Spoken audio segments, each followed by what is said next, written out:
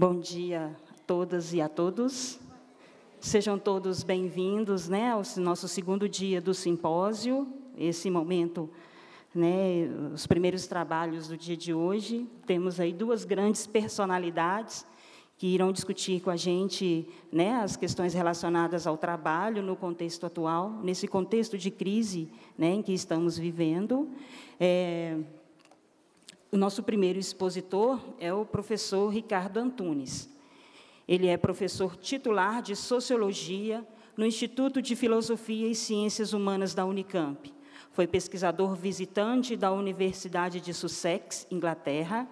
Publicou recentemente Os Sentidos do Trabalho, ensaio sobre a afirmação e a negação do trabalho, nos Estados Unidos, na Índia, na Itália, na Argentina, e Adeus ao Trabalho, Transformações e Centralidade do Trabalho na Globalização, com nova edição revista, atualizada e ampliada, publicado também na Itália, na Espanha, na Argentina, na Colômbia e na Venezuela, entre vários livros.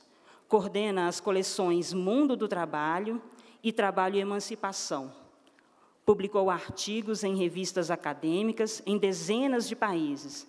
Membro do Comitê Científico e professor convidado da Universidade Ca' Foscari de Veneza, ministrou cursos e conferências em várias universidades na Europa, na América do Norte e do Sul e na Ásia. Puxa, professor... Puxa, esse é o cara.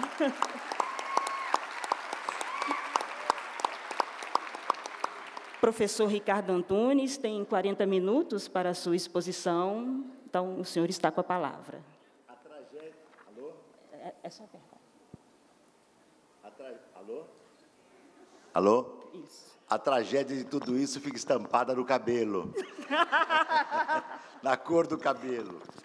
Muito bem, bom dia a todos e todas. Quero agradecer o convite para estar aqui neste encontro importante de trabalhadoras e de trabalhadores do serviço social, no momento mais difícil da história do país, que eu me lembro, desde o golpe militar. Tinha 11 anos quando houve o golpe militar, levei uns 10 para entender. Com 21, 22 anos, já tinha compreendido a tragédia que nós tínhamos ingressado. Nós não estamos sob a vigência de um golpe militar no Brasil, mas estamos sob a vigência de um golpe das classes dominantes, conservador, reacionário, destrutivo, não contra um governo, na minha avaliação, e que não importa aqui para a gente, que vinha fazendo mudanças profundas. Governos Lula e Dilma, a meu juízo, foram demasiadamente subservientes às classes dominantes. Mas a crise, o contexto atual e a ideia de reorganização das classes dominantes num período de crise as faz descartar um governo que lhes atendia em praticamente tudo. Ainda assim, essas classes dominantes dão um golpe parlamentar com ressonâncias judiciais, é um novo tipo de golpe posterior à era das ditaduras militares. As ditaduras militares utilizavam-se a via bonapartista militar como saída para as crises, Brasil, Chile, Argentina, Uruguai, tantos outros países. E agora, desde Honduras, Paraguai, nós estamos vendo um novo tipo de golpe contra governos muito moderados. O governo paraguaio era moderadíssimo, do Lugo. O governo de Honduras era ultramoderadíssimo. E nada se pode dizer no contrário do governo Dilma, que não tomou nenhuma medida, nem longínquamente, mas nem remotamente anticapitalista. Ao contrário, vinha, desde especialmente do seu segundo mandato, atendendo todas as exigências das classes dominantes, ainda assim foi deposta de modo, a meu juízo, ilegítimo, independente da avaliação que tenhamos do governo Dilma. E digo isto, porque eu sei que foi tema de uma mesa ontem aqui também, porque nós além do cenário internacional, que é profundamente crítico em relação ao mundo do trabalho, não é? Este quadro crítico se acentua agora em nosso país. E eu vou tentar, então, dar alguns elementos, eu peço que vocês nos ajudem no controle do tempo, tá certo? Se eu pudesse começar, eu diria que nós vivemos uma era de irracionalidade acentuada do capital e da sua lógica destrutiva em escala global. Não é? No longo século XX, o trabalho, todos vocês sabem, teve uma vigência taylorista e fordista dominante. O trabalho era parcelar, coisificado, fragmentado, alienado.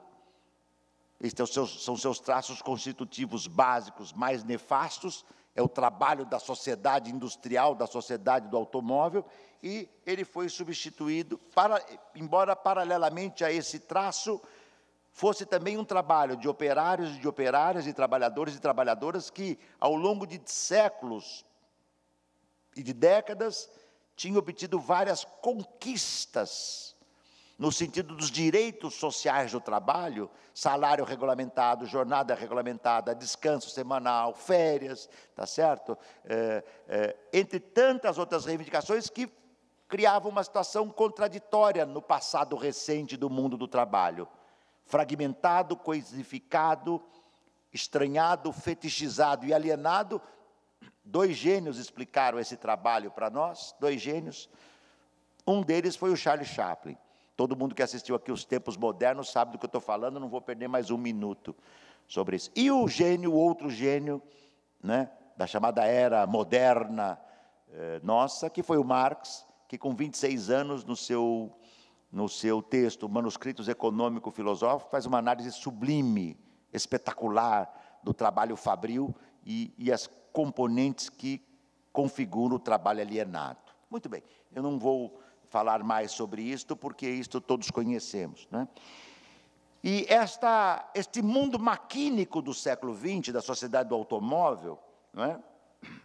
O automóvel simboliza esse mundo fabril, e a fábrica era o protótipo societal. A fábrica, a cidade, a sociedade tinha um desenho, isso é tão espetacularmente verdadeiro, que todos vocês conhecem, e que uma casa de lanches nasce nos Estados Unidos à luz inspirada no modelo do automóvel. Seria possível entrar nessa casa de lanches, fast food, pagar a alimentação rápida, seguir no carro, receber a alimentação, parar o carro e deglutir o sanduichão no carrão. Esse é o máximo do gozo catártico do norte-americano médio, tá certo? É o máximo. Ele não consegue ir além no seu gozo catártico de comer um hamburgão no carrão, tá certo? Termina de comer um hamburgão, fecha o carro e vai. E a casa de lanche expandiu e tomou conta do mundo, para vocês terem uma ideia de como essa sociedade fabril se extrapolou para além das fábricas, tá certo? Mas, não é? Da viragem do século XX para o século XXI, a partir de 1973, especialmente, ou de 68, houve uma mutação profunda nesse cenário. Né? O capitalismo entrou numa crise estrutural muito aguda a partir de 73, decorrente das lutas sociais, que houve lutas muito importantes em 68, nos principais países capitalistas avançados, França, Alemanha, Estados Unidos, Inglaterra, Brasil, Argentina, e também nos países da chamada periferia, Brasil, México, Argentina, a invasão soviética na Tchecoslováquia. Ou seja, 68 foi o ano que, de certo modo, abalou o mundo. Não é? E as lutas sociais daquela época lutavam pelo controle social da produção. E, paralelamente à derrota dessas lutas sociais, que eu não posso aprofundar aqui, no meu livro Sentidos do Trabalho, eu dou mais elementos sobre isso, né? Nasceu, como resultante dessa crise, uma monumental reestruturação produtiva, mas adicionada a mais dois pilares, ao tripé, há uma trípode da destruição que nasce a partir de 70, né, da década de 70. Esse tripé da destruição é a reestruturação produtiva, que destroça a força humana que trabalha, o neoliberalismo como digamos assim, uma pragmática ultra-regressiva, né, que está presente em intensidade. O governo Temer hoje é a expressão mais bárbara, né, de um neoliberalismo tropical, financeiro, corrupto e devastador. E mais um pouquinho, se quiserem, que a gente deixa para a segunda parte, né? E, ao mesmo tempo em que nasce, isso é muito importante vocês entenderem para configurar o mundo do trabalho, há uma expansão do mundo e uma hegemonia, e uma expansão e hegemonia do capital financeiro dentro da totalidade que compõe o sistema do capital. O capital financeiro se torna dominante. E o capital financeiro, digamos assim, ele impõe uma era de especulação e de valorização do capital que não pode prescindir do trabalho. Como o mundo financeiro não é só capital fictício, é capital fictício, dinheiro gerando mais dinheiro, mas é também capital que tem que ter um lastro produtivo. Quando vocês, ou outros, não nós temos um pouco de juízo, né? Mas quando os assalariados vão nas Casas Bahia para fazer compras, eles veem lá, televisão, né? Compra televisão na Casas Bahia, R$80 por mês você vai ter uma televisão daquelas que faz quase tudo. Então o pobre olha, analisa o trabalhador com a sua companheira, bom, 80 a gente nunca teve televisão, tá? Vamos pagar, sei lá, 40, 80, vamos. Tá? Só que a televisão custou R$800, um exemplo aqui que eu estou inventando agora. Só que eles vão pagar a televisão com 20 prestações de 80, vira 1.600 e o trabalhador, ele pensa no mês, 80 eu consigo pagar. Se vai virar 1.600, isso vale para o carro, isso vai para casa, isso vale para todos os financiamentos, por isso que uma parte enorme da classe trabalhadora brasileira está endividada, no cartão de crédito, nos empréstimos, etc. Não é?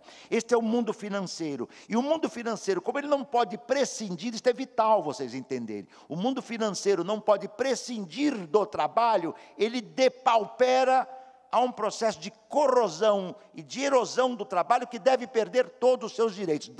Um exemplo assim, fácil. Desde que o Temer tomou posse, o seu ministro Raposão, ou Raposudo, né, não fala outra coisa senão cortar direitos dos trabalhadores. A aposentadoria, tá certo? Tudo que diz respeito ao trabalho tem que ser cortado. Vocês ouviram alguma vez o Raposudo falar? É o Meirelles, né? Que é um raposão, não é possível, um raposudo. Aí é uma construção, né, digamos assim, Frankenstein do nome, que eu prefiro não dizer. O raposão é fácil, o zudo eu deixo por conta da imaginação criativa de vocês, tá certo? Eu não vi ele nenhuma vez falar, e seria uma contradição em termos, em taxar os bancos, da qual ele é um gendarme. Eu não vi nenhuma vez ele falar em taxar as grandes fortunas, da qual ele é a expressão. Eu não vi nenhuma vez ele falar em imposto progressivo, taxar. Veja, eu não estou falando nenhuma medida anticapitalista, hein? Nenhuma dessas medidas é anticapitalista. Tem vários países da Europa do Norte que tomam essas medidas. Né? O Bernard Sanders, nos Estados Unidos, está propondo isso. Nos Estados Unidos. Enquanto a nossa esquerda, aqui nos últimos 13 anos, foi incapaz de falar, esquerda no poder, esquerda entre aspas, no poder. Foi incapaz de dizer, vamos taxar os bancos. Ao contrário, o presidente que criou a Dilma dizia que nunca os bancos tinham ganho tanto dinheiro no Brasil como no seu governo. E falava isso com felicidade. Se ele falasse isso como sinal de tragédia, de amargor, não, mas era felicidade. Vocês entenderem o cenário. Isso significa que nós adentramos num período que começa em 73, que é o fim de uma era de ciclos de expansão e crise, e o início de uma longa crise estrutural depressiva, que se acentuou em 2008. Esgota-se o padrão de acumulação da sociedade tayloriano-fordista do automóvel e nasce a empresa enxuta, liofilizada, flexível, né, que é a que domina o nosso tempo. Quanto menos trabalhadores e trabalhadoras, melhor. Quanto mais maquinário informacional digital, melhor. Quanto mais maquinaria, melhor. Quanto mais controle da força de trabalho, melhor. E eu dizia até pouco tempo, e quanto menos regulação da força de trabalho, melhor. Agora não é mais isso. E desregulação geral do mundo do trabalho. Nós caminhamos para a sociedade do Uber.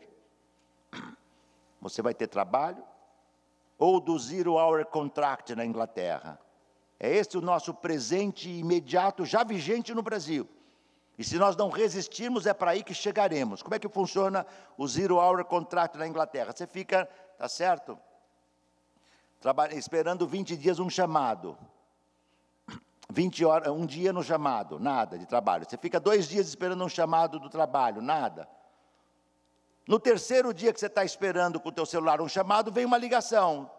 Você pode ser um motorista de automóvel, um enfermeiro, um médico, um advogado, um cuidador, tá certo? De idosos, de crianças, de pessoas adoecidas, etc. Você recebe um chamado, você vai, atende, volta e recebe 3 dias, não, 1 hora do teu trabalho. Então nós temos que ter uma disponibilidade total para o trabalho destroçado. E essa máquina infernal, né? Esta máquina infernal, ela nos envolve em tal intensidade, porque com ela nós não temos condição sequer de recusar um trabalho, porque a gente sempre vai pensar 2 vezes se vale a pena fazer o trabalho, se não vale. Não é? E esse tipo de mundo produtivo, este é o limite, trabalhadores e trabalhadoras sem nenhum direito servindo o capital naquilo que interessa ao capital, é a tendência se nós não soubermos brecar esse cenário. Por quê? Tá certo? Porque, na verdade, e aqui entramos numa questão vital que eu tenho debatido, né, desde os sentidos do trabalho, do adeus ao trabalho, e anuncio aqui para vocês, eu estou terminando um trabalho, um livro, que na verdade são artigos que eu estou tentando ver se eu consigo reorganizá-los um pouco sob a forma de livro, talvez fique mesmo uma coletânea de vários artigos, né, muitos dos quais eu publiquei no exterior, 2 eu estou tentando terminar agora, seriam inéditos. E eu sempre quando preparo um trabalho novo, eu fico pensando nos títulos que eu vou dar. E é difícil chegar no título, quer dizer. E eu estava lendo um livro do Albert Camus, uns 6, 8 meses atrás. O livro chama-se O Primeiro Homem. Se eu não estou confundindo aqui, o título é isso mesmo. É uma referência ao pai dele, um romance quase autobiográfico. E num dado momento ele caracteriza o trabalho do seu tempo. Ele diz assim, eu vou usar com as minhas palavras, se tivermos sorte, teremos o privilégio da servidão. Entende? E eu resolvi intitular esse meu trabalho novo, O Privilégio da Servidão. Nós adentramos numa era, servidão aqui naturalmente no sentido lato, não é a servidão medieval. Os assalariados e assalariadas serão, se tiverem sorte, servos escravos do capital. Nem mais assalariados, escravos do capital. A ideia de servidão aqui no sentido profundo, né? No sentido mais transhistórico. Não somos servos medievais. O servo medieval ainda tinha uma pequena produção para si, né? Nem isso teremos mais, entende? Nós não teremos sequer o que produzir para nós. Se nós ficarmos 1 semana esperando o trabalho e dessa 1 semana não vier uma chamada, nós não vamos receber nada. Se adoecermos dessa 1 semana e não tivermos um sistema de saúde, acho que a Elaine vai tratar dessas dimensões também, das políticas públicas, etc. Se nós não tivermos uma política de saúde social e não tivermos rede privada de atendimento, não vamos ter nem como sermos atendidos no sistema médico de saúde. Né? Isto ocorre, então, veja bem, porque nesse novo mundo global, nesse capitalismo mundializado, né, reorganiza-se o sistema produtivo, nascem as cadeias produtivas de valor. Por exemplo, esse equipamento aqui, da Apple, né, ele foi concebido, o seu design, tá certo? A maçãzinha aqui mordida, foi concebida por um trabalhador qualificado da esfera prevalentemente não material, no seu sentido mais em si mesmo do seu trabalho. Mas ele se conecta com uma cadeia produtiva de valor que vai terminar de montar esse produto na China ou no Brasil, onde a Foxconn também tem unidade produtiva. Na China, por exemplo, em algumas das suas unidades produtivas, em Shenzhen mais especificamente, né, foram 17 tentativas de suicídios de operários jovens desta fábrica, dos quais 13 suicídios ocorreram, entende? Eu não tenho tempo de expor isso aqui. Eu estou estudando esses exemplos que tipificam as novas modalidades precárias de trabalho. O Zero Hour Contract, no setor de serviços, a fábrica destrutiva do nosso tempo, como a Foxconn, onde a destruição da força produtiva é no dia a dia. Vocês querem exemplo mais brutal do que o suicídio como destruição da força de trabalho, né, no mundo produtivo? No Japão, nós temos o exemplo que eu já citei várias vezes do cyber refugee, né? É o jovem trabalhador que vai para o Japão, ele não tem onde dormir de noite. É o decassegue, vem do campo japonês para as cidades ou dos outros países, como os brasileiros, ele não tem onde dormir, porque é caro um apartamento nas capitais industriais do Japão, é caro uma pensão, é caro uma câmara mortuária, como eu chamei uma vez. Muitos desses jovens moram em gavetas de vidro que eles alugam de noite para dormir. Quando eles não têm tudo isso, resta ir para um cybercafé à noite. Alguns cybercafés têm preços muito baixos de noite para ficar o café aberto e poder continuar ganhando o cybercafé. Lá eles vão para fazer 3 coisas, ou 2 coisas. 3, interagir, que este inferno atingiu a todos e a todas. É mais fácil viver o momento catártico do prazer com o outro distante do que aguentar o que está do nosso lado. Então, eu estou almoçando com quem está do meu lado, mas eu estou interagindo com o outro. Tá certo? Porque, inclusive, na interação com o outro ou com a outra, várias ideias podem ocorrer no meio da interação, que, em geral, não se viabilizam, entende? Né? Enquanto o outro aqui do lado deixa que eu já aguento ele o dia inteiro, assim, ele fica no seu celular, que eu fico no meu, entende? Né? Os jovens vão lá para procurar emprego no dia seguinte, para saber se recebe um chamado para descarregar um caminhão, um navio ou o que for, tá certo? De tal modo que, e para interagir, não é?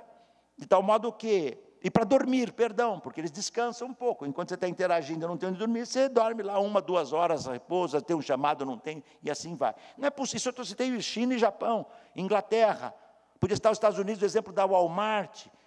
A Walmart, por exemplo, tem várias unidades esparramadas, inclusive na China, que produzem. A Walmart tem alguma coisa como 6, 7 mil, pelo menos no início dos anos 2000, tinha isso, 6, 7 mil fornecedoras e 60, 70 mil subfornecedoras. É uma cadeia produtiva, e aí entra num ponto que eu estou trabalhando hoje, hoje, eu digo, nos últimos 5 anos, né, a qual esse livro pretende trazer algum elemento, eu espero, se conseguir algum elemento novo. Nós adentramos numa nova era do capitalismo, cuja expansão capitalista vital está centrada no setor de serviços. Aí alguém fala, então, professor, nós estamos na sociedade pós-industrial de serviços? Não. Tem uma lição que pouca gente aprendeu sobre o Marx. Tem gente que lê 5 páginas do Marx e não termina nem o volume 1. Tem outros que não vão nem no volume 2 e nem no volume 3, entende? Que horror. O Marx nos ensina, por exemplo, que o setor de circulação do capital é vital para a produção. E o Marx dizia no século XIX que a indústria de transporte, a indústria de armazenamento, a indústria de comunicações é vital porque o capital tem um tempo de rotação. E o tempo de rotação do capital é dado pelo tempo de produção mais o tempo de circulação. Se eu reduzo o tempo de circulação do capital, eu aumento a mais-valia do capital no seu sistema de produção em geral. E atenção, para vocês entenderem bem, a terceirização que nós estamos vendo hoje, generalizada do setor de serviços, que se expande para o mundo das atividades públicas. As nossas universidades hoje já têm uma infinitude de trabalhadores e trabalhadoras terceirizados e terceirizadas. O mundo inteiro hoje está lotado e terceirizado, até os governos estão sendo terceirizados. Quem manda no governo Temer? É o capital, ele é um terceirizado. Tá certo? Então, terceirizado. Quem manda são esses grupos econômicos poderosos que decidiram, depois de se locupletarem com o lulismo e nadarem em dinheiro, agora é hora de queimar o lulismo. Chega. Tá certo? Agora é a hora de, sem temor, tá certo? E sem temer, tá certo? Devastar as forças sociais do trabalho. E veja bem, a terceirização.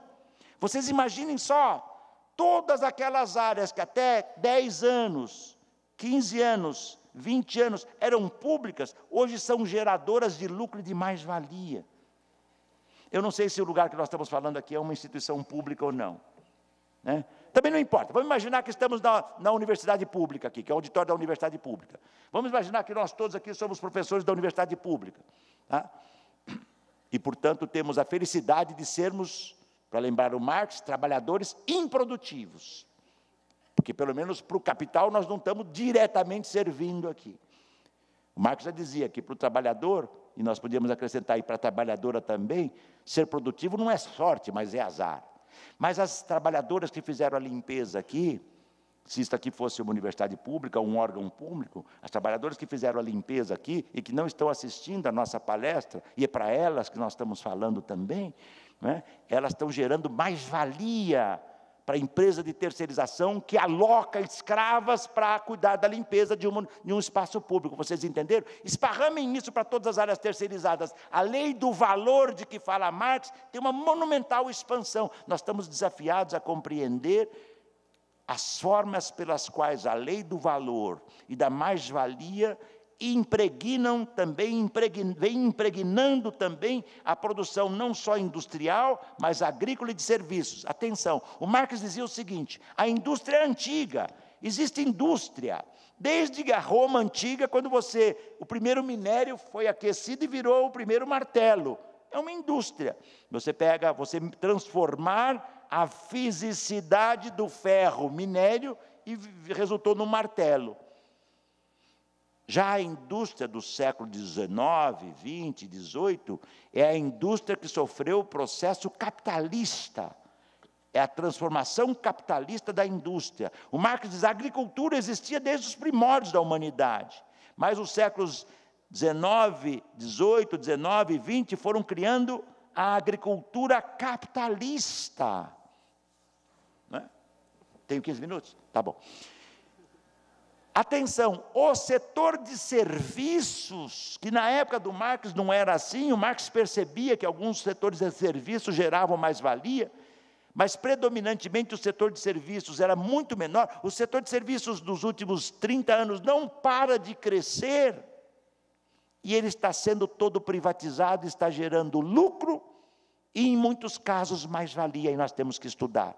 De tal modo que o Marx vai dizer, ou eu diria, lembrando Marx, né? Assim como a indústria se industrializou em termos capitalistas, assim como a agricultura no século XIX e XX, em muitos países se industrializou em termos capitalistas, o século XX para o século XXI é o processo da industrialização dos serviços em termos capitalistas. Então, nós não estamos numa sociedade pós-industrial, nós estamos na sociedade da industrialização de serviços. Por isso que eu tenho trabalhado em muitos textos meus, e esses é que eu quero agrupar nesse livro novo, com outros que ainda são inéditos. Nós estamos vivendo um nascimento espetacular de um novo segmento da classe trabalhadora, o proletariado, se quiséssemos dizer assim, entre aspas, não industrial, porque não é da fábrica, mas o proletariado, entre aspas, não industrial de serviço. Nós já chegamos a ter 1.500 trabalhadoras, mais de 70% até pouco tempo atrás era formada pelo contingente feminino, de mulheres trabalhadoras no call center. Alguém aqui já trabalhou no call center? Quem trabalhou no call center aqui, ou quem leu trabalhos do call center, né, sabem, né, que no trabalho do call center, há tempo médio de operação, a rotinização das tarefas, a controle da produção. Se a trabalhadora começa a falar fora do seu script, a supervisora vem e controla. Ela tem um tempo que ela pode ficar atendendo o telefone, e se ela não preenche essa produtividade, ela é descartada. Ela tem tempo para ir ao banheiro. Isso traz consequências de adoecimentos, essas constrições urinárias, etc. Vocês imaginem as consequências disso para o corpo produtivo e para o corpo, e para a subjetividade da mulher trabalhadora. Isso é um modus né, de proletarização do trabalho. Com um parênteses, que o meu amigo Pietro Basso, né, me lembrava da recente publicação da edição nova do Adeus ao Trabalho na Itália, né, uma edição linda, feita pela editora da Universidade de Veneza, né, O Pietro Bat dizia, é correto chamar esses setores de proletários, com uma diferença, que vale a pena vocês lembrarem. Proletário é uma expressão que vem do latim, que significava aquelas classes mais empobrecidas que produziam a riqueza e que tinham um prole.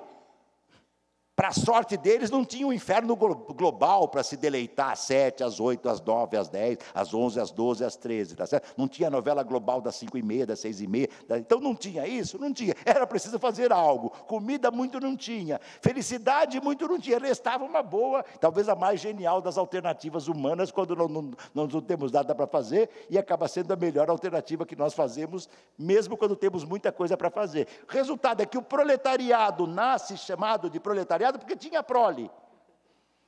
Os trabalhadores hoje não são proletários no sentido etimológico da palavra, só nesse, porque não pode ter prole. Porque se tiverem prole, estão aniquilados, não conseguem nem sustentar a si, como é que vão sustentar a sua prole? É interessante eu nunca tinha atentado para esse detalhe, né? Como lembra o nosso querido Steven Mesaros, a educação mesmo a gente aprende fora da escola, entende?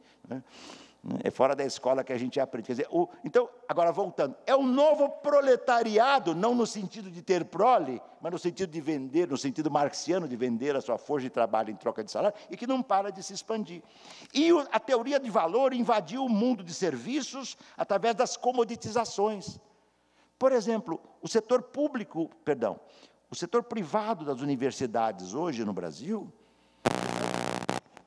recebe um volume, deve ser uma manifestação das universidades privadas, que o Marx certa vez disse que o que diferencia o fabricante de uma escola privada de uma fábrica de salsichas? O Marx dizia, nenhuma. Eu faço uma adição, uma pequena crítica minha ao Marx. Não é comum eu fazer nota crítica ao Marx, hein? Como você, para quem me conhece há uns 50 anos, entende? Eu diria que se eu fosse o Marx, e como eu não sou alemão, mas eu sou brasileiro, eu diria assim, a única diferença que há entre um fabricante de salsichas e um dono da escola privada é que o fabricante de salsichas da Alemanha faz uma boa salsicha, entende? O que não se pode dizer da escola privada. O tempo e o espaço, então, se convulsionaram e, veja bem, na era digital, né, informacional, nós passamos a ter, isso é o Renan Vega Cantor, um marxista colombiano de alta qualidade, meu amigo, que diz, o mundo digital nos obriga a ter uma disponibilidade perpétua para o trabalho. Nós estamos o dia inteiro disponíveis para o trabalho, e não encontramos trabalho, ou só encontramos trabalhos rarefeitos, e o capital percebeu isso. Como ele não pode eliminar o trabalho, se o capital eliminar o trabalho, ele elimina a riqueza. Máquina não cria riqueza, máquina potencializa a riqueza. Esta máquina, sem a atuação humana, não é nada. Com a atuação humana, ela pode ser muita coisa. Então, o trabalho tem que ser depauperado. Por isso, há um pêndulo do trabalho, como eu disse há vários anos atrás. O trabalho, ao mesmo tempo, é imprescindível para o capital, e o mesmo trabalho ao mesmo tempo, supérfluo. É um pêndulo. Em verdade, o pêndulo é uma metáfora.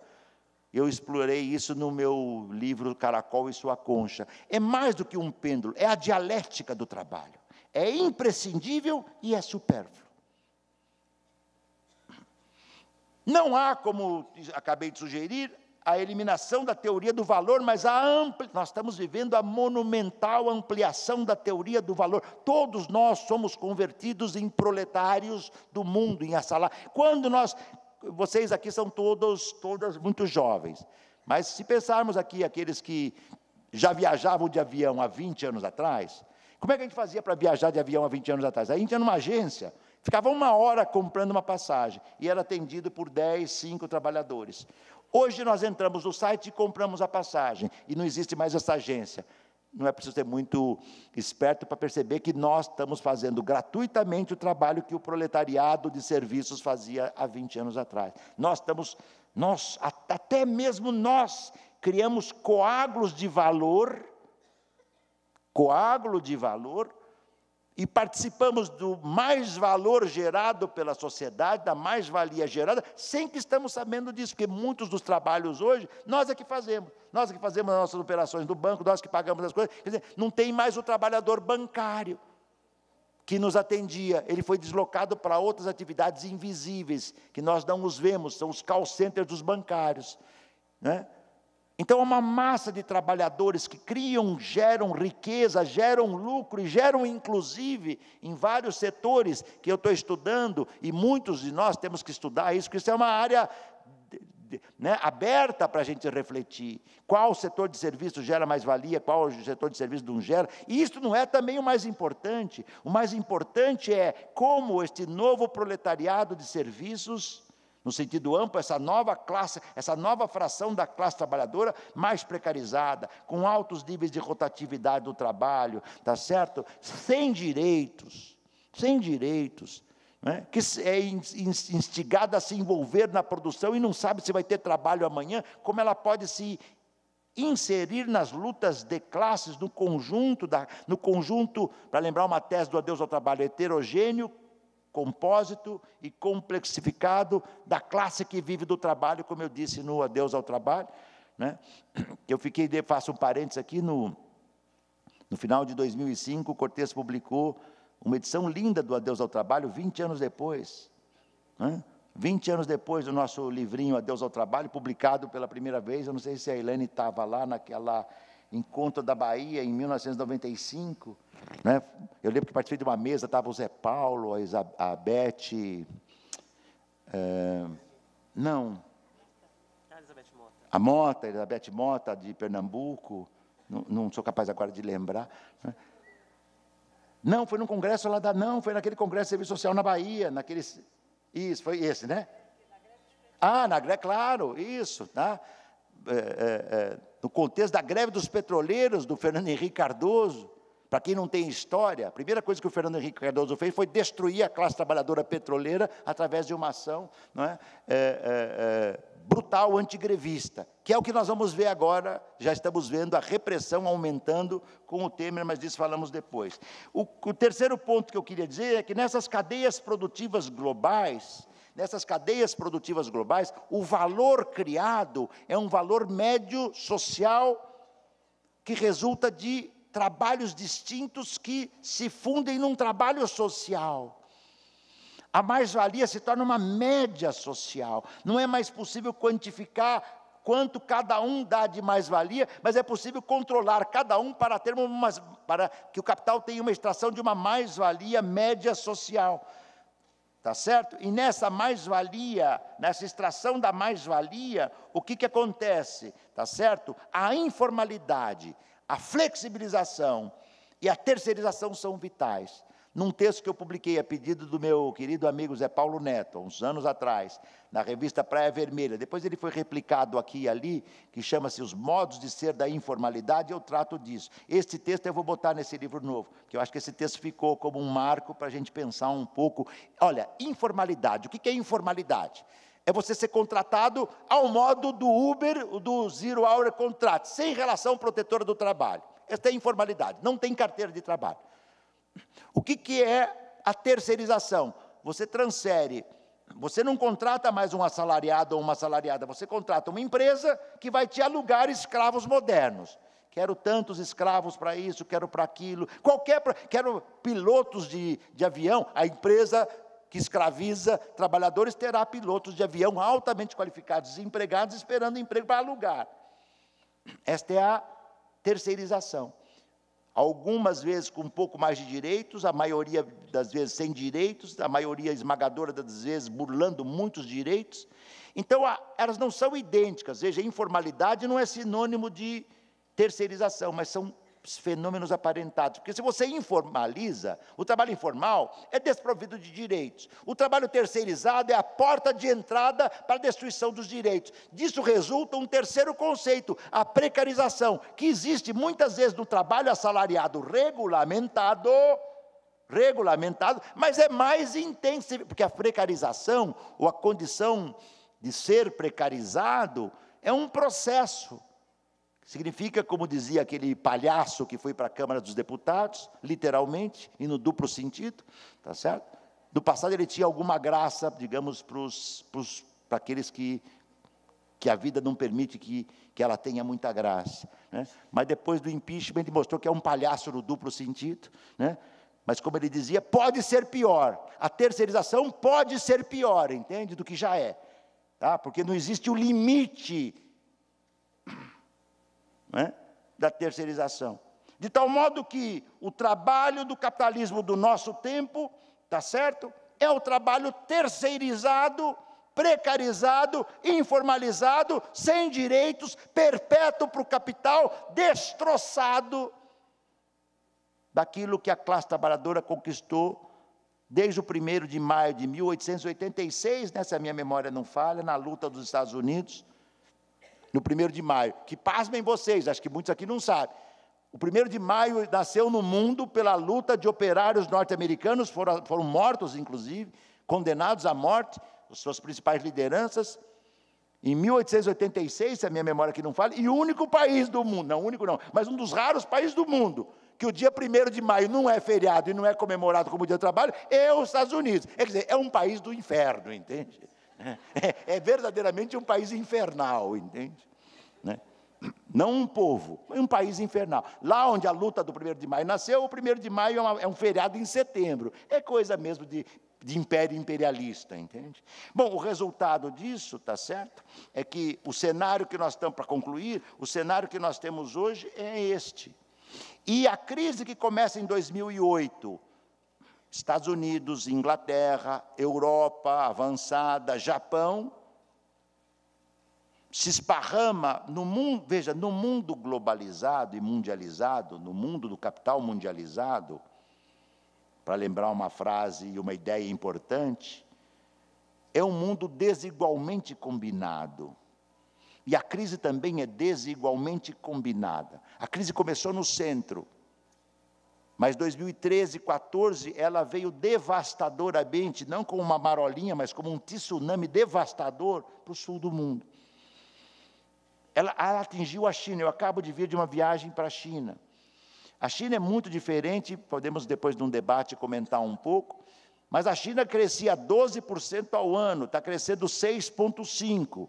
Para nós é um país que, chegando lá, você fala, não tem lugar aqui que não tem construção. Mas quem crescia a 12 e está crescendo a 6,5, viveu uma semi-hecatombe, entende? Tá? Então, para de comprar minérios, reduz soja, reduz isso. Os países que produzem minérios, soja, etc., como o nosso, dançam. Tá certo? E o resultado qual é? Os níveis, e isso é que é vital para eu concluir, acho que eu estou todo o tempo concluindo, né?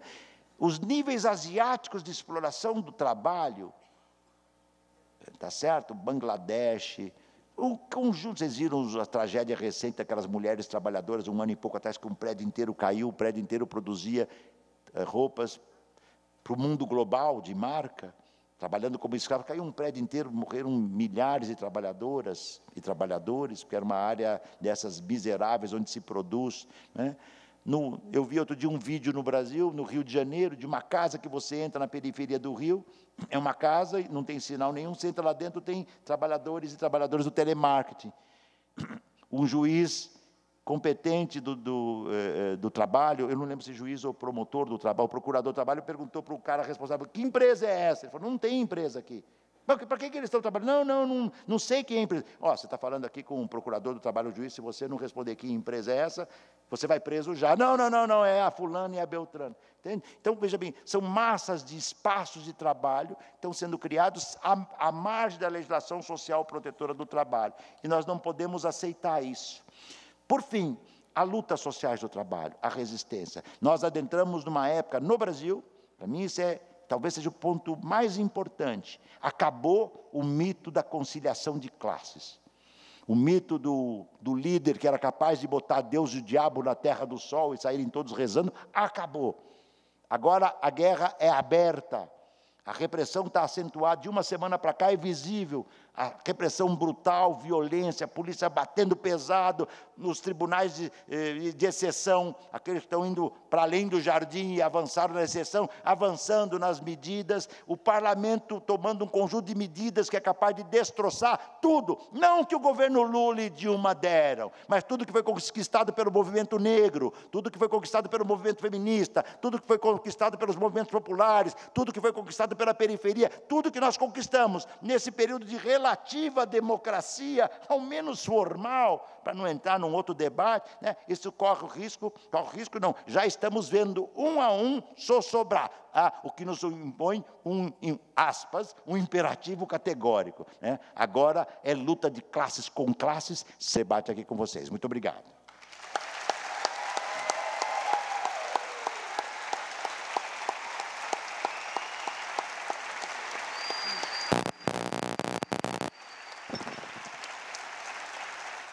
Dando continuidade à mesa, mas antes agradeço ao professor Ricardo Antunes pelas excelentes contribuições aqui, que certamente acrescenta e brilhanta muito essa categoria de assistentes sociais que tem usado lutar, né? Então, dando continuidade, agora vamos ter a conferência da professora Elaine Rosete Bering, que é assistente social, mestre e doutora em serviço social pela Universidade Federal do Rio de Janeiro e pós-doutora em Sociologia e Ciência Política na Universidade de Paris. Elaine Bering também foi presidente da Associação Brasileira de Ensino e Pesquisa em Serviço Social, da BEPS, entre os anos de 2009 e 2010, e do Conselho Federal de Serviço Social, entre 1999 e 2002. Atualmente é professora adjunta da Universidade do Estado do Rio de Janeiro, no Departamento de Política Social e da Faculdade de Serviço Social, onde coordena o grupo de estudos e pesquisas do orçamento público e da Seguridade Social. Tem experiências na área de serviço social, com ênfase em fundamentos do serviço social, atuando principalmente nos seguintes temas: serviço social, política social, orçamento público, seguridade social, assistência social e trabalho, além de, atualmente, ocupar a coordenação do programa de pós-graduação em serviço social da Universidade Estadual do Rio de Janeiro, UERJ. Eu vou copiar o Ricardo, aos cabelos brancos. Bom, gente, bom dia. Em Minas Gerais, que considero também minha terra, né, que minha família é daqui, para participar desse 4º Simpósio Mineiro de Assistentes Sociais, compartilhando essa mesa, né, com o Ricardo, que é um dos mais importantes intelectuais brasileiros, pesquisador do mundo do trabalho, que eu adoro escutar, né, com quem eu sempre aprendo, né, aprendi e continuo aprendendo. Queria cumprimentar, né, a todas e todas vocês, assistentes sociais mineiros, né, também de outras regiões do país que estão aqui, pelo nosso dia 15 de maio, quando a nossa profissão completa 80 anos de existência no Brasil, né, marcados por muitas lutas, especialmente a partir de 1979, quando nós definimos, né, o nosso compromisso com os trabalhadores, né, e rompemos com o conservadorismo na profissão, não que ele não exista, né, mas a gente, de lá para cá, estabeleceu novas bases teóricas, éticas, filosóficas, políticas, né, para o nosso exercício, para a nossa formação profissional, e, portanto, redirecionamos, né, o nosso compromisso e estabelecemos novas alianças, né, no solo histórico aí da sociabilidade brasileira, né? Então, parabéns, né, ao CRES Minas Gerais pela iniciativa desse evento, né, que hoje já é um evento que está na agenda nacional, né, do serviço da esfera da reprodução. Aqui, apenas didaticamente separadas, né, já que a gente tem um entendimento de que, numa perspectiva de totalidade, o mundo da produção e da reprodução são indissociáveis, né, e se determinam mutuamente. Então, eu acho que é bom demarcar isso, especialmente quando a gente vai falar de política social, direitos sociais, né, porque a quebra dessa unidade, ela pode ter efeitos avassaladores na análise e na ação política, né? Basta lembrar, né, que, por exemplo, o debate da política social muitas vezes foi marcado por uma perspectiva de que política social está na esfera da luta distributiva, né, solucionando aí as falhas do capitalismo, que é uma ilusão muito acalentada, né? Então, a gente não pode pensar a política social dissociada né, dos acontecimentos no mundo do trabalho que determinam inteiramente, né, a dinâmica da política social. Não é à toa, né, que, junto com a ofensiva sobre o trabalho, vem a ofensiva sobre os direitos, né, e a ofensiva sobre o fundo público, na perspectiva, né, de redirecionar o fundo público para o processo de reprodução do capital e diminuir, né, o que eles chamam de custos do trabalho, né. Isso nada mais significa do que uma ofensiva, né, no sentido de extração, né, acelerada, acentuada de mais-valia, como já apontou o Ricardo, né, numa intervenção que eu subscrevo inteiramente. Bom, esse momento, né, do Brasil e do mundo em que a gente está vindo aqui conversar com vocês é um momento extremamente dramático, né? Em 2015, a gente já avistava no Brasil um ajuste fiscal de grandes proporções, impacto sobre o emprego e a renda, com cortes de recursos para a política social, com destaque para a saúde e educação.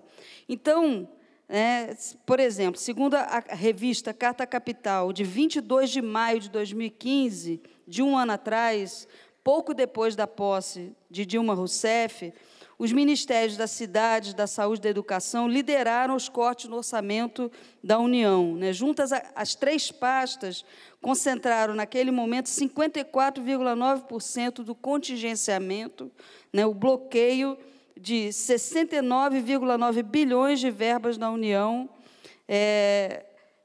no Ministério das Cidades, um corte de 17,2 bilhões, na saúde, um bloqueio de 11,7 bilhões, saiu agora, né, uma notícia, né, do corte de leitos da saúde, né, em nível nacional, tanto no setor público quanto no setor privado. A gente, olhando esses dados, a gente entende um pouco o porquê, né?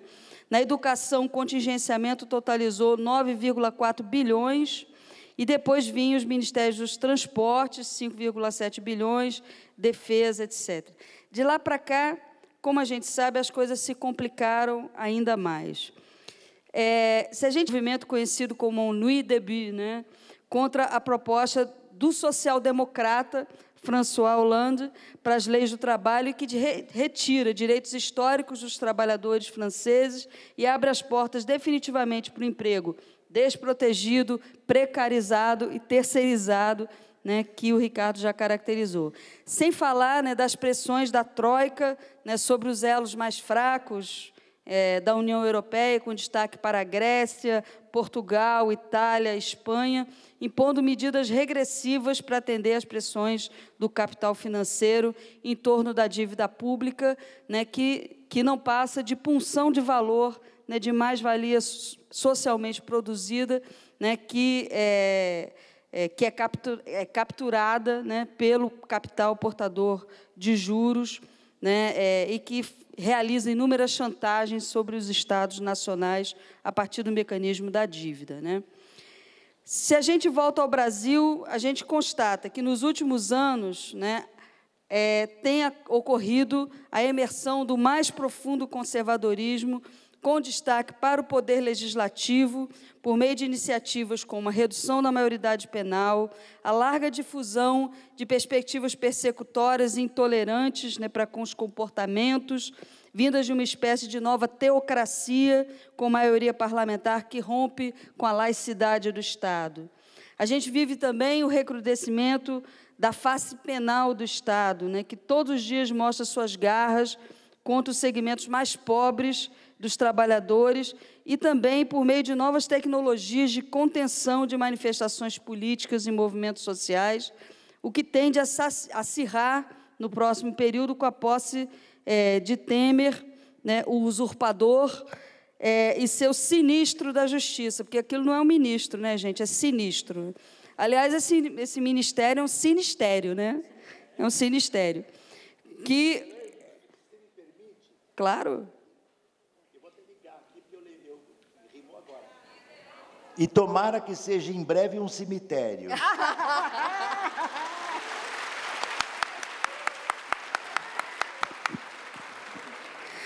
Vamos tratar de lutar bastante para fazer isso.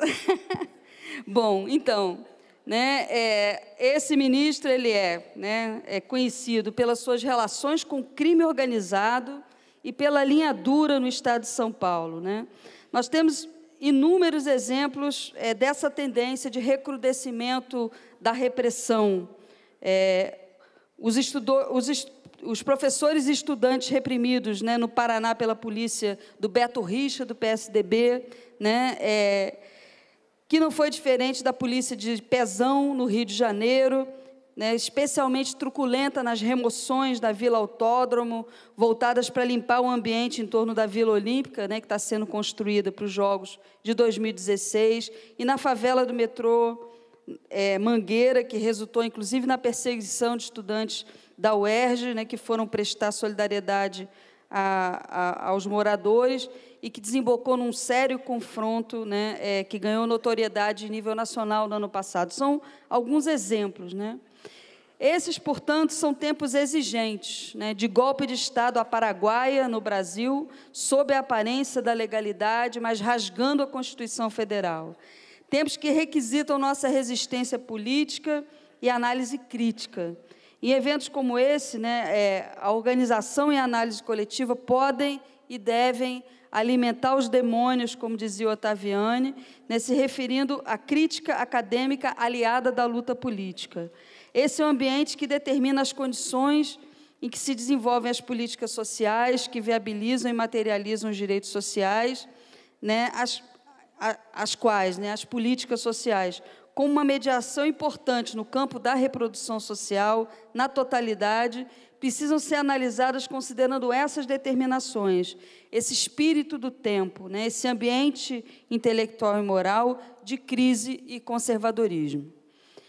Bom, a gente, então, entrando mais diretamente assim, no nosso tema, a gente vem orientando a nossa abordagem sobre política social e direitos a partir da crítica da economia política, né? E uma baliza central, o ponto de partida, é a natureza contraditória da política social e dos direitos como categorias, como modos de ser do ser social, síntese de determinações políticas, econômicas e culturais e produto histórico da luta de classe no capitalismo. A política social e os direitos, né, movidos pela contradição capital-trabalho, são processos históricos e sociais, né, que têm origem nas leis fabris do século XIX, passando pela experiência bismarckiana do final do século XIX, o relatório Beveridge, né, de 1942, e que orientou a experiência trabalhista e social-democrata nos chamados anos de ouro entre 45 e 70, até chegar ao neoliberalismo, né, a partir dos anos 80, e seu receituário contundente, sua nova linguagem e seus parcos recursos, rompendo com os direitos conquistados no período anterior e com o padrão de serviços, benefícios e financiamento a ele correspondente, especialmente naqueles espaços, né, geopolíticos que viveram o pleno emprego e o Estado social mais desenvolvido e consistente, que não é o nosso caso, né? No caso brasileiro, onde a gente viveu uma via particular de transição para o capitalismo, como o Marcelo caracterizava ontem, nunca houve o pleno emprego e os direitos chegaram tardiamente. E a sua implementação foi obstaculizada pelas políticas contra-reformistas a partir dos anos 90. Por essa angulação, portanto, né, se trata de reconstruir o movimento histórico da política social e dos direitos, uma espécie de ontologia da política social, né, fugindo de modelos e classificações típico-ideais, né, que são recorrentes nas análises sobre política social. Né, a gente sempre tem uma espécie de desejo, né, a política social como ela deve ser e não como ela é. A nossa proposição é exatamente a gente fazer uma ontologia da política social, como ela é, né? Para que a gente não fique com uma perspectiva típico-ideal de política social na cabeça, né?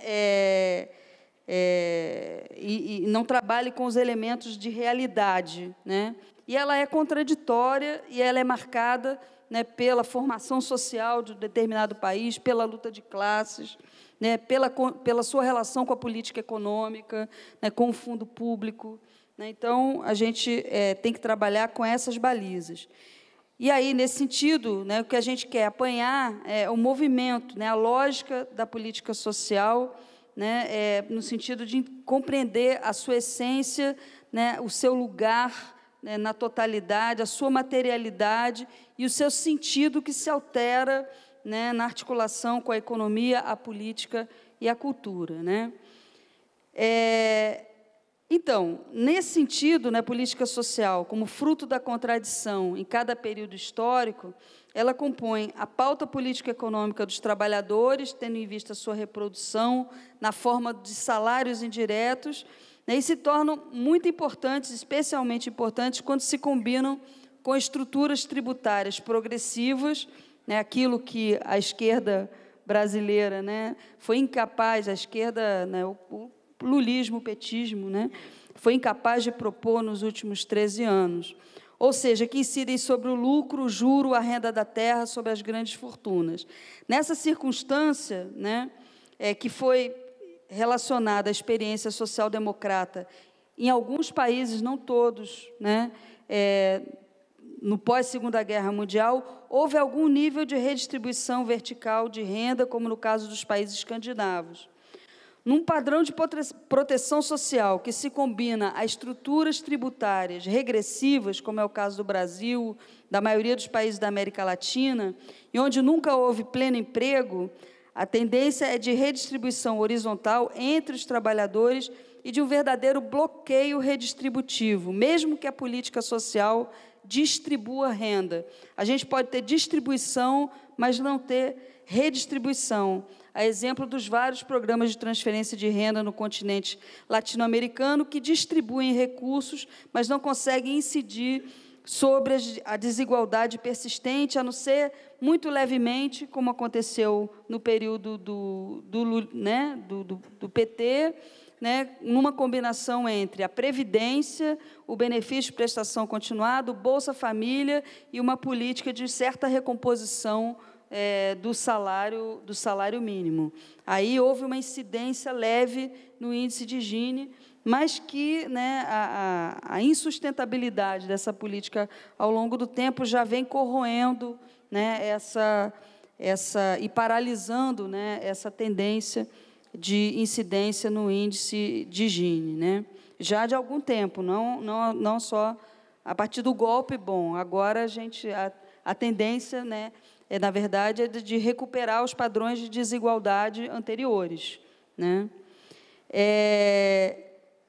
Bom, então, na verdade, né, essas políticas não conseguem incidir, né, sobre essa desigualdade persistente e operam mais como políticas compensatórias, focalizadas e, às vezes, de legitimação de projetos dos governos, bem como de produção, né, de coesão social e controle sobre os de baixo, né, mas com impactos importantes na vida cotidiana de amplos segmentos extremamente pauperizados da classe trabalhadora, razão pela qual nós devemos defender esses programas. Gente, né, não estou aqui falando contra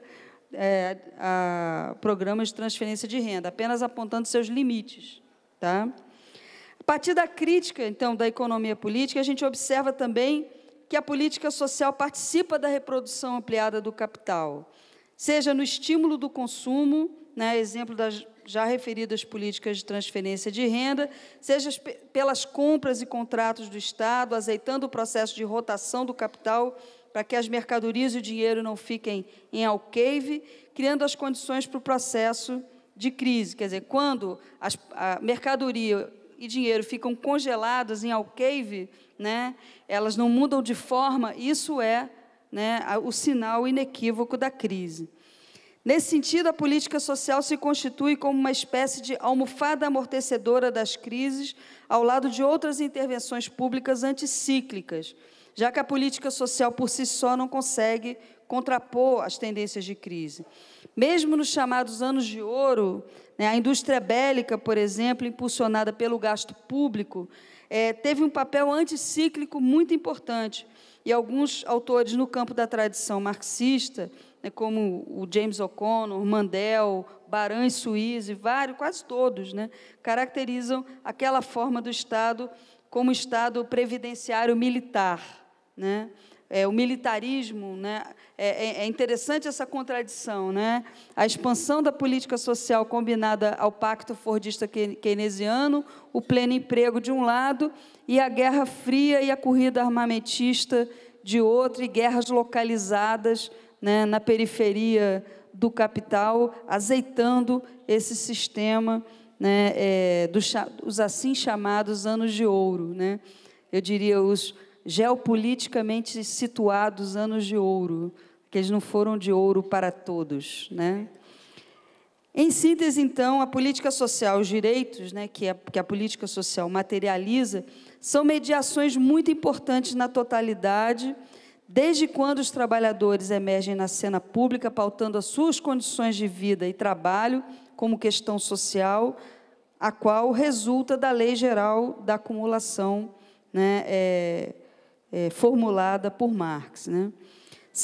As políticas sociais são produto histórico social da luta de classes e, como tal, se reconfiguram, né, acompanhando os movimentos do trabalho e do capital, seus impactos sobre o Estado, como um componente central na garantia das condições gerais de produção e reprodução social. Bom, essas balizas, então, elas podem nos ajudar a pensar a condição da política social no momento presente. E que momento é esse, né? O momento da mais profunda crise do capitalismo desde 1929, 32. Desde o início do século XX, a gente adentrou numa onda longa com tonalidade de estagnação, segundo a concepção do Ernest Mandel, né? Um conjunto de determinações marca esse momento de virada, né? Essa viragem cíclica do capital, incidindo sobre a taxa de juros, com tendência de lucros, com tendência de estagnação, e está caindo. Estagnação e queda no final dos anos 60, o que vai ser acirrado pela crise do petróleo em 73, 74, e por alterações na esfera financeira a partir da ruptura dos acordos de Bretton Woods, especialmente com a imposição do dólar, né, como referência monetária internacional. Então, desde então, esse ambiente recessivo ele se impôs. A crise não começou, né, como também já apontou o Ricardo, a crise não começou em 2008. A crise, na verdade, é um longo período recessivo, cujo ápice, né, vem em 2008. Desde então, portanto, lá desde final dos anos 60, início dos anos 70, a gente vem girando, né, para um ambiente recessivo, com breves momentos de recuperação, especialmente no início dos anos 90, quando os Estados Unidos pareciam a meca do emprego, né, o emprego precarizado, e a União Soviética estava em colapso, né, anunciando-se a sua restauração capitalista. Foi nesse momento que o Francis Fukuyama decretou o fim da história, né, mas a própria história tratou de contestar essa tese sem sustentação, já que a crise se impôs exatamente no epicentro do sistema, o hegemon, os Estados Unidos. Se nos anos 70 se buscou estratégias tipicamente keynesianas para enfrentar a crise, com a chegada ao estado de Thatcher, Reagan, Kohl, no início dos anos 80, a gente vai ter a implementação das políticas neoliberais marcadas por ajustes fiscais e tributários regressivos, né? Estudos mostram, né, que houve em todos os países, estudos como, por exemplo, do Vicente Navarro, houve em todos os países aumento da tributação indireta, acompanhando, inclusive, uma diminuição dos impostos sobre os ricos, né? Mas o centro das políticas neoliberais foi a retomada das condições de exploração dos trabalhadores no centro e na periferia do mundo do capital, endurecendo as negociações salariais, rompendo com os acordos coletivos de trabalho, terceirizando e precarizando os contratos de trabalho, o que foi acompanhado de um ataque aos direitos trabalhistas e sociais. Mesmo com grandes resistências, né, houve uma recomposição do Exército Industrial de Reserva no centro, para enfraquecer a luta dos trabalhadores jogados na batalha cotidiana pela sobrevivência e defesa individual do emprego, né, desorganizados do ponto de vista sindical, de onde decorrem consequências políticas fortes, dada a condição defensiva dos trabalhadores. Para a periferia do capital, o termo vem, né, Roberta, do Rui Mauro Marini, né, a superexploração dos trabalhadores é ampliada nas condições de um ajuste fiscal que parece não terminar nunca, mesmo que os que sustentam que no Brasil houve um neodesenvolvimentismo pós-neoliberal tentem nos convencer do contrário. Né, os últimos movimentos do governo da Dilma não deixam dúvidas. Né, o ataque às pensões e ao seguro-desemprego, ao serviço público por meio do PL 257, a lei antiterrorismo para conter as resistências, né, e as medidas, né, que se anunciam da parte dos articuladores do golpe jurídico parlamentar e do usurpador Michel Temer, né, o documento Ponte para o Futuro, que pode ser chamado, ontem foi chamado de Ponte para a Barbárie, eu tenho chamado Ponte para o Abismo, Ponte para o Inferno, né, pelo anúncio que faz de medidas que aprofundam ainda mais a exploração do trabalho no Brasil e penalizam as políticas sociais e os direitos, a exemplo da anunciada contra-reforma da Previdência. Aqui eu quero chamar a atenção para o quanto é perverso, né, a quebra definitiva do conceito de seguridade social, levando a Previdência para a lógica atuarial, para dentro do Ministério da Fazenda. Né? Nunca foi tão violenta, né, esse ataque à Previdência Social como está se configurando nesse momento, onde ela fica inteiramente submetida à política econômica, perdendo a sua natureza de direito social de seguridade. Eu acho que nós vamos ter que desencadear iniciativas muito contundentes, né, para barrar o que vem aí. Aliás, eu não acredito que a gente consiga barrar o que vem aí sem uma greve geral, né, de todos os trabalhadores brasileiros contra esse governo.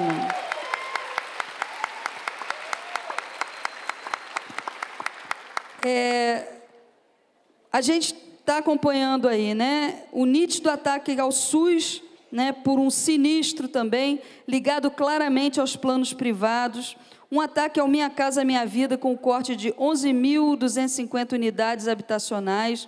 Né, o movimento, inclusive, dos arquitetos pela democracia, diz, né, que querem levar os pobres para debaixo da tal ponte para o futuro. Né? Esse seria o lugar dos pobres, debaixo da ponte. E a assistência social, né, com a perspectiva de pelo menos 10%, né, do Bolsa Família. Eles falam em passar um pente fino no Bolsa Família. Ao final, eu quero retomar essa questão. Né? Então, os limites que a gente já vinha sinalizando das políticas sociais nos governos do PT, agora, né, são ainda mais estreitados por uma política social ainda mais residual, ultraliberal e neoconservadora. Esses acontecimentos recentes no Brasil, eles expressam nitidamente o movimento do capital na busca de superlucros, orquestrado pelo capital portador de juros, né, que o Temer é terceirizado, eu também acho isso, né? Dada a imensa disponibilidade de capitais na forma de dinheiro e de papéis e títulos, os papeizinhos, né? O Marx fala os papeizinhos, ele fala com a ironia desse segmento, né? Condicionando os investimentos e o desenvolvimento das forças produtivas. Essa enorme, gigantesca ofensiva sobre os trabalhadores, tendo em vista retomar as taxas de lucro, já que o mais-valor só pode vir da exploração da força de trabalho, num ambiente de baixo ou inexistente crescimento econômico, marca intensa e profundamente a política social e os direitos sociais do Brasil, e em todos os quadrantes, né, a partir das condições históricas da luta de classes em cada região. O neoliberalismo, ele delineia uma política social à sua imagem e semelhança, focalizada na pobreza absoluta, né, com os programas de combate à pobreza incrementados pelo apoio do Banco Mundial a partir do relatório sobre a pobreza de 1990, seletiva, indutora da ativação para o trabalho, o tal do workfare, né, ou da inclusão produtiva, né, em geral articulando benefícios com condicionalidades que visam a inserção no mercado de trabalho a partir de cursos de qualificação, o que expressa uma interpretação do desemprego como responsabilidade e demérito individual, ainda que não haja oferta de emprego para todos e que a existência de um exército de reserva ampliado seja uma condição de existência do processo de exploração dos trabalhadores, livres como os pássaros, como dizia Marx, né? Só tem a sua força de trabalho para oferecer. Então, agora, né, o discurso neoliberal nos diz que se trata de ampliar as capacidades, né, como condição do exercício da liberdade no mercado, né, como nos informa o Amartya Sen, né, Prêmio Nobel da Economia, cuja inspiração maior é o Adam Smith. O ocaso, né, a decadência da era do pleno emprego keynesiano e da política das expropriações, segundo a Virginia Fontes, o que é retomado, né, para análise da relação entre assistência social e trabalho no livro também da Ivanetti, que foi lançado agora. Esses são autores que, com diferenças e polêmicas entre si, estão buscando apanhar, né, junto com o Ricardo também, e caracterizar esses processos, né, de subsunção do trabalho ao capital no momento presente, em condições de superexploração, onde comparece também a condição dos salários indiretos, das políticas sociais. Para aqueles que estão em situação de pauperização absoluta, pela nova linguagem da política social contemporânea, né, estão em situação de risco ou de vulnerabilidade, a assistência social e os programas de transferência de renda condicionada assumiram na política social nos tempos de neoliberalismo um papel muito importante, né, considerando seu baixo custo e alto impacto político e econômico, ainda que não alterem a desigualdade funcional de renda, exatamente pelos baixos valores e alta focalização em função dos critérios de acesso draconianos, né?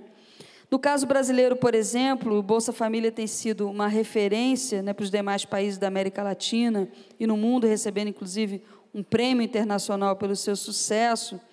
Após o aumento autorizado ainda no governo Dilma, dizia o MDS, né, de acordo com o decreto, o repasse do valor básico mensal para famílias em situação de extrema pobreza sobe de R$ 77,00 para R$ 82,00.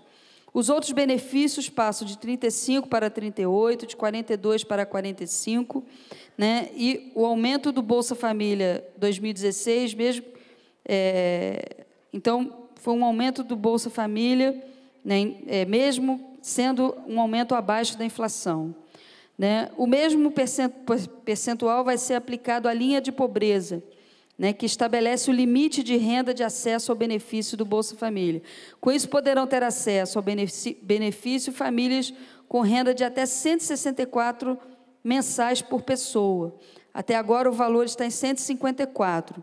Com a correção, o benefício médio pago a 13,8 milhões de famílias pelo programa de transferência de renda poderá alcançar R$ 176,00 mensais. Valor 9% maior que o benefício médio pago em abril. O que eu quero chamar a atenção é, primeiro, para os valores irrisórios do Bolsa Família, né? E para o corte de renda irrisório, que mostra, né, a condição geral, né, do país, né, em termos da desigualdade, né, das expressões da questão social, né, e das maiorias, né? Há quase 13,8 milhões de famílias, né? Famílias, aí a gente pode, são 13,8 milhões de famílias, isso representa aproximadamente 50 a 60 milhões de pessoas que indiretamente são atingidas, né, pelo programa Bolsa Família e que estão no corte de R$ 164,00 per capita, após o aumento. Isso expressa o drama crônico, como dizia o Florestan Fernandes, né, e persistente da desigualdade brasileira. E os interventores golpistas não estão satisfeitos. Eles querem tirar mais recursos desse segmento ultrapauperizado, falando em passar um pente fino no Bolsa Família E dizem assim, ó, o programa, isso fala do ministro, né, o Bolsa Família não pode ser opção de vida.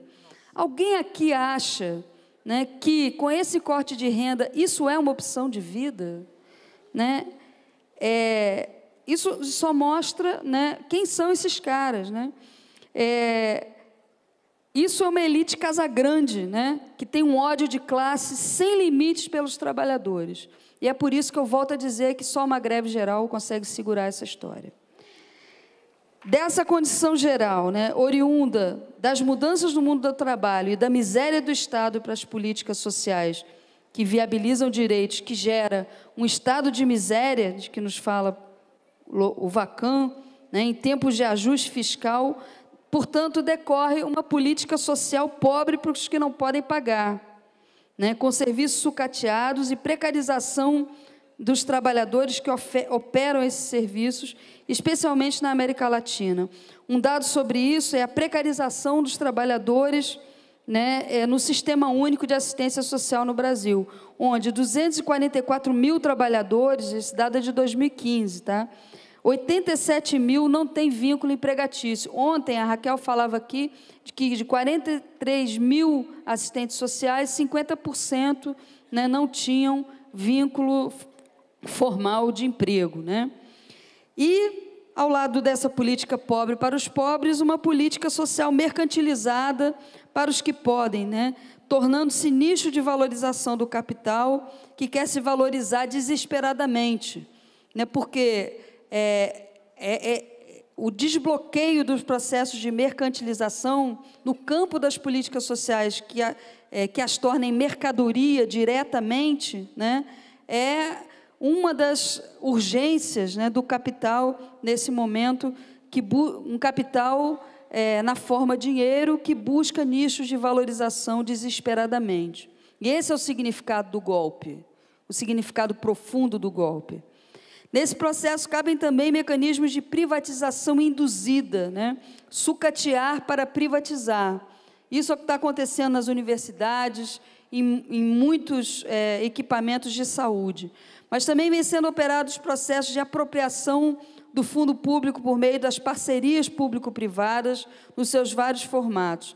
No caso brasileiro, a gente tem a perene estratégia do Plano Diretor da Reforma do Estado, do PSDB, de 1995, da constituição de um setor público não estatal, que envolve as políticas de saúde, educação, assistência e meio ambiente, e a cultura também. Daí se desdobram os novos entes jurídicos da Contra-Reforma do Estado, as organizações sociais, a EBSER, as fundações públicas de direito privado. Esses são processos que colocam em questão o padrão de direitos delineado nos processos de emancipação política, onde chegou-se nas experiências mais avançadas a universalização dos direitos. E nós nunca tivemos aqui no Brasil, mesmo na redemocratização, mesmo com os governos do PT, né, uma universalização plena dos direitos.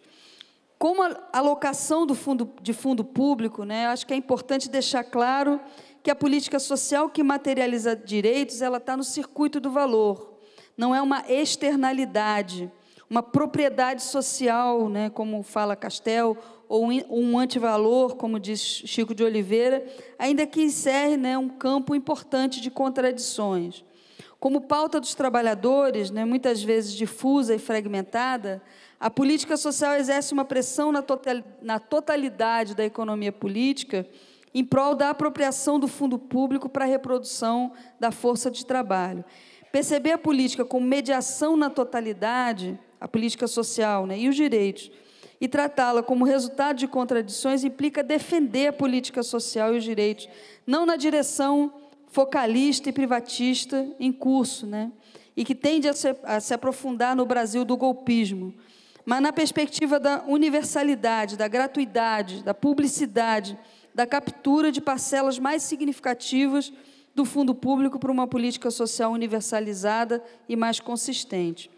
Esse último fundo público, que se compõe de mais-valia socialmente produzida e de trabalho necessário, né, dos trabalhadores, do salário dos trabalhadores, vem remunerando os credores da dívida pública majoritariamente, especialmente na América Latina, mas também na Europa, nos Estados Unidos, nesses tempos de crise, né?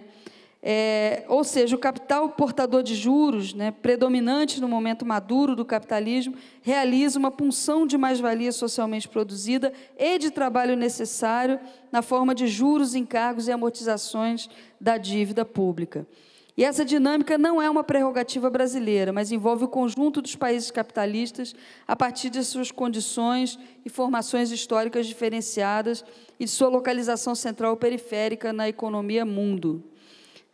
Mas a financiarização, né, de que falou o Ricardo, preside esse processo, dirige esse processo, né? Eu tive a oportunidade de escrever um artigo, está na revista Serviço Social e Sociedade 113, comparando o orçamento público no Brasil e na França, né? E ali fica bastante claro assim, que a dívida, né, é um elemento importante para ambos os países, né, mas que a forma com que a periferia e o centro, né, se relacionam com a dívida compromete mais ou menos o orçamento público. Lá eles não têm a figura do superávit primário como uma imposição, né? Lá a dívida pública é um gasto, né, que vem depois da educação nacional e da Seguridade Social. Isso já faz absolutamente toda a diferença. Não se pode ignorar também o papel de legitimação que as políticas sociais exercem. E as eleições brasileiras mostraram, né, isso bem nos últimos anos, reforçando uma tese do André Singer sobre o realinhamento eleitoral do subproletariado brasileiro, ainda que com sinais claros, né, de esgotamento no segundo mandato da Dilma, especialmente após as manifestações de junho de 2013, e o momento em que nós chegamos agora, no qual a burguesia e parte das camadas médias romperam com o pacto social de conciliação de classes do lulismo. Como gosta de dizer o Zé Paulo, né, a luta de classes não tirou férias no Brasil nos últimos 13 anos. E esse momento, né, contundente que a gente está vivendo mostra isso, por vezes como farsa, mas, sobretudo, como tragédia.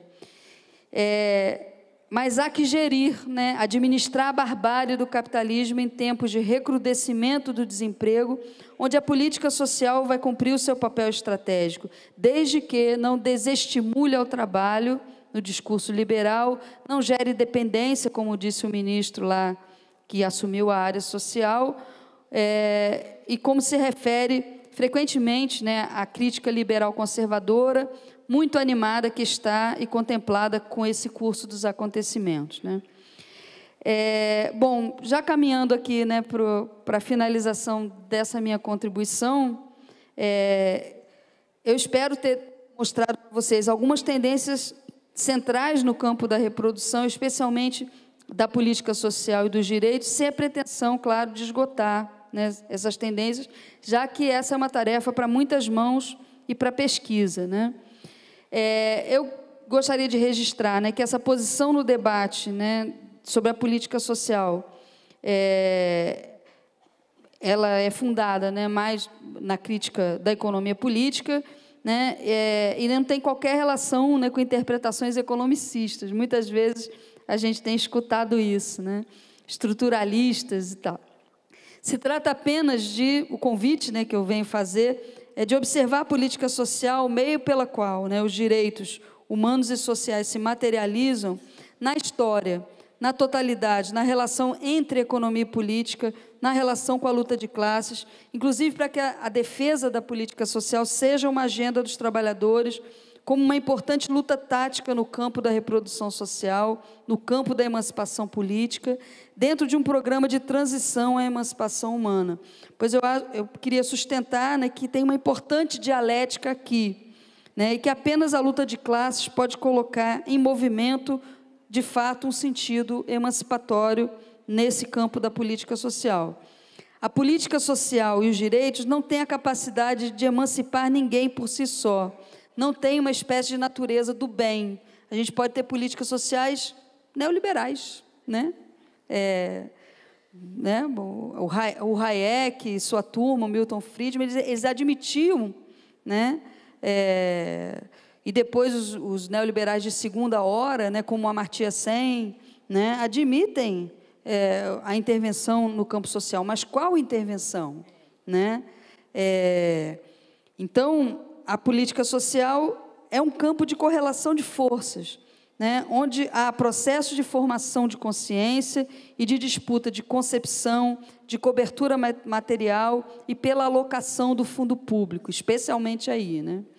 O campo da política social, em países que não tiveram pleno emprego como o nosso, oferece um horizonte limitado de emancipação política, mas que pode adquirir contornos mais contundentes, tornando-se uma mediação para a emancipação humana, quando organiza os trabalhadores e suas lutas em torno de uma pauta concreta: saúde, educação, moradia, transporte, lazer, envelhecimento digno. Vale aqui a gente revisitar, né, nesses 80 anos do serviço social, o documento produzido pelo conjunto Cefescres, a Carta de Maceió, onde se defendia que a Seguridade Social Pública é possível. Né? Hoje, eu já tive a oportunidade de dizer isso nessa mesa, né, no Encontro Nacional de Seguridade. Esse documento tem limites importantes, ele é de 2000, né, ele está fazendo 16 anos, né? Mas tem uma passagem dele que eu adoro, que eu queria ler literalmente para vocês, para encerrar aqui a minha intervenção. A Seguridade Social é, sobretudo, um campo de luta e de formação de consciências críticas em relação à desigualdade social no Brasil, de organização dos trabalhadores. Um terreno de embate que requer competência teórica, política e técnica, que exige uma rigorosa análise crítica da correlação de forças entre classes e segmentos de classe, que interferem nas decisões em cada conjuntura, que força a construção de proposições que se contraponham às reações das elites político-econômicas do país, difusoras de uma responsabilização dos pobres pela sua condição, ideologia que expressa uma verdadeira indisposição de abrir mão de suas taxas de lucro, de juros, de sua renda da terra. Então, nessa perspectiva, né, da política social como campo de correlação de forças, eu queria terminar essa minha intervenção dizendo o seguinte: nós somos trabalhadores que atuam principalmente no setor público no Brasil, né, majoritariamente no setor público no Brasil, especialmente nas políticas de assistência social, saúde e previdência, que compõem a Seguridade Social, mas também em outras muitas políticas importantes. Eu penso, né, que muitos de nós também, como trabalhadores, estamos sendo terceirizados, precarizados, etc. Né? Mas muitos de nós somos concursados, né, e até o momento, né, dispomos de certa estabilidade no emprego. Eu penso que esse momento é um momento de nós não só irmos para a rua, não só construirmos a greve geral no Brasil, mas esse é um momento também de nós, como trabalhadores, em cada local de trabalho, pensarmos conscientemente a resistência passiva, a resistência intraburocrática. Quando esses caras nos convidarem a passar o pente fino no Bolsa Família, o que nós vamos fazer? Porque isso vai ser posto para os assistentes sociais. Né? O que nós vamos fazer? Nós vamos tentar manter os usuários no sistema.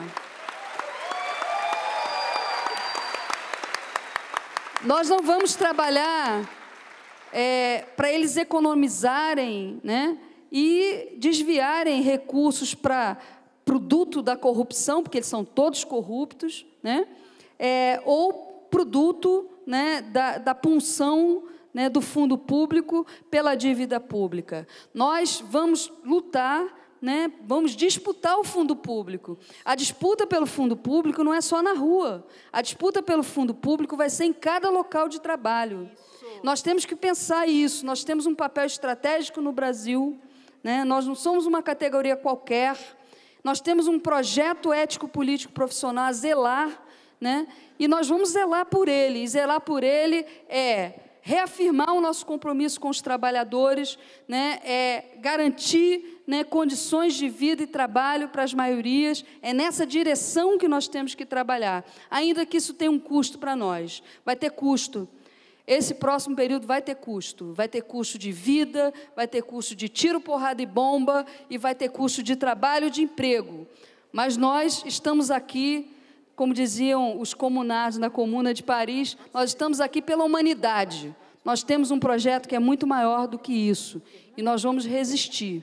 E essa resistência será ativa e passiva. Eu quero deixar aqui esse convite para a nossa categoria, né, para que em cada local de trabalho a gente resista ao golpe, né, a gente resista à barbárie. Estamos aqui pela humanidade. Obrigada.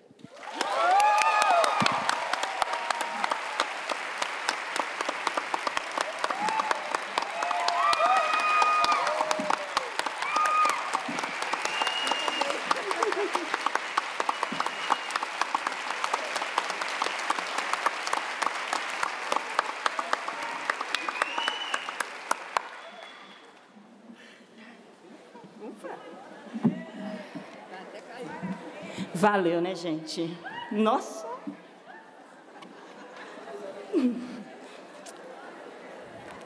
É isso aí.